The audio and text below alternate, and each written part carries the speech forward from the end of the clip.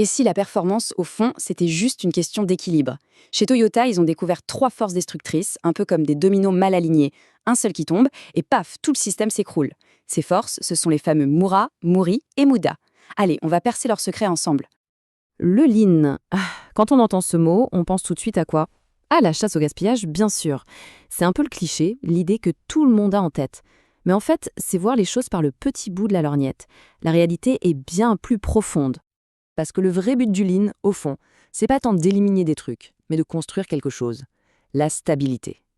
Imaginez une rivière tranquille, qui coule sans à-coups. Eh bien, l'idée, c'est exactement ça. On veut que le travail s'écoule de la même façon, de manière fluide, prévisible, sans rocher ni rapide. Bon, ça nous amène à une question super importante. Si le gaspillage n'est que le symptôme, alors qui sont les vrais coupables? Quels sont les ennemis qui viennent perturber ce fameux flux? Allez, c'est parti, on mène l'enquête. Alors pour notre enquête, commençons par le suspect numéro 1. Le plus visible, celui que tout le monde pointe du doigt et essaie d'attraper, le gaspillage. Son petit nom en japonais, c'est Muda. Qu'est-ce que c'est le Muda? Eh bien c'est simple, c'est toute activité qui bouffe des ressources, du temps, de l'argent, de l'énergie, mais qui au final n'apporte strictement aucune valeur pour le client. C'est le problème qu'on voit, la pointe de l'iceberg. Et du Muda, on en voit partout, tout le temps. Les temps d'attente interminables, devoir refaire un travail qui a déjà été fait, saisir la même info dans 3 systèmes différents. Ça, c'est du Muda pur jus. Et on sait tous à quel point c'est frustrant et que ça ralentit tout le monde. Mais attention, c'est là que l'enquête devient intéressante. Parce que s'attaquer au Muda, c'est un peu comme mettre un pansement sur une jambe de bois.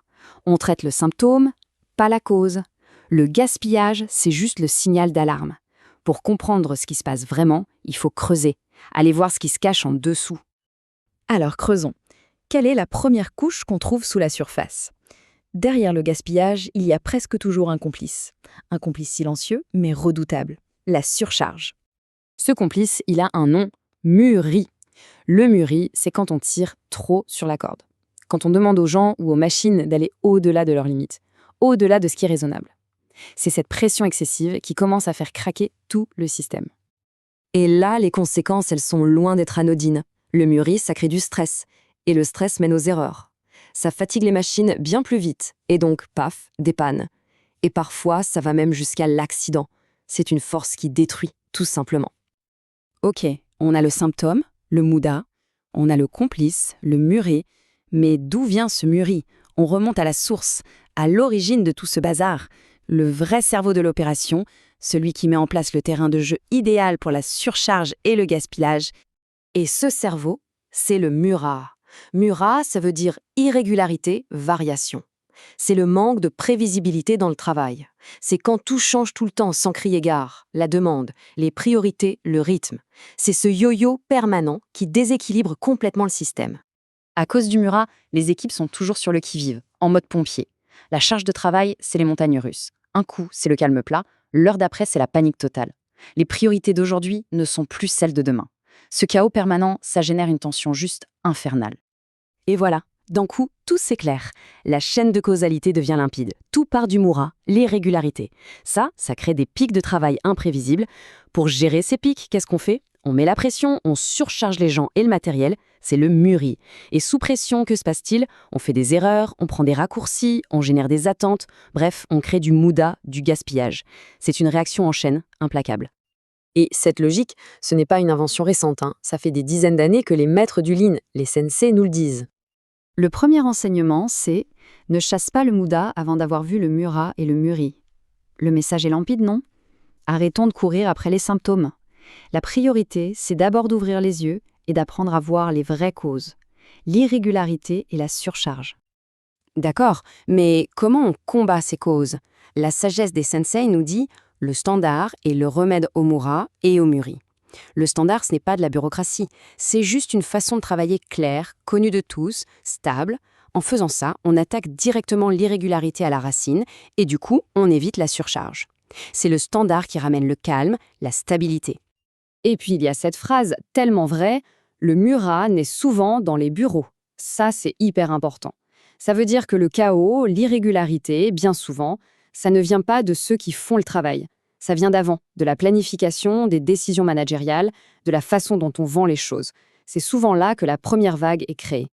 Et enfin, Le conseil peut-être le plus important, les 3 mus ne sont pas des fautes, mais des occasions d'apprendre. Ça change tout. L'idée n'est pas de trouver un coupable quand on voit du Murat, du Mouri ou du Mouda. Pas du tout. Ce sont des cadeaux, en fait. Des signaux qui nous montrent où notre système est fragile et donc où on peut l'améliorer. Ok, super tout ça. Mais concrètement, comment on fait pour mettre ça en musique et viser une performance qui tient la route?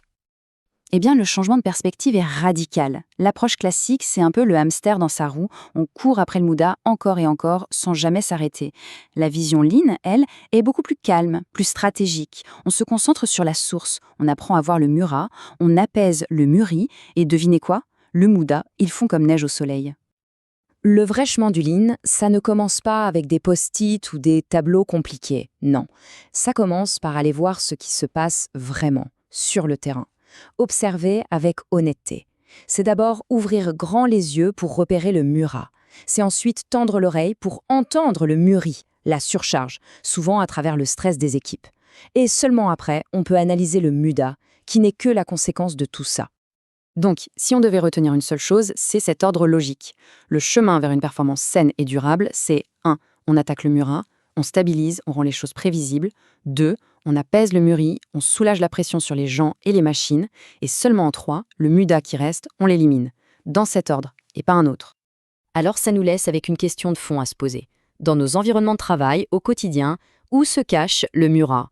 Où sont ces sources de variation, de yo-yo, qui génèrent toute cette tension? Parce que bien souvent, la clé de la prochaine grande amélioration, elle est là, cachée dans le Murat.